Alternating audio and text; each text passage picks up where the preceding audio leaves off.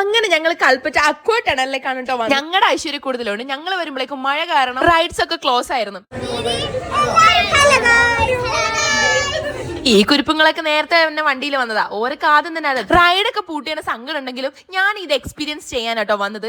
എല്ലാവരും പറയുന്നത് ഞാൻ കേട്ടിട്ടുണ്ട്, ഇതിന്റെ ഉള്ളിൽ കയറിയിട്ടുണ്ട് കടലിന്റെ ഉള്ളിൽ കയറിയ മാതിരിയാണ്. എനിക്ക് അങ്ങനെയൊന്നും ഫീൽ ചെയ്തിട്ടില്ല. പക്ഷെ പലതരം മീനുകളൊക്കെ കാണായിരുന്നു, അതൊക്കെ അടിപൊളിയാണ്. പക്ഷെ എനിക്ക് ഏറ്റവും വലിയ ഇമ്പോർട്ടന്റ് എനിക്ക് മെർമെയ്ഡിനെ കാണാനുള്ള ആഗ്രഹം കേട്ടോ.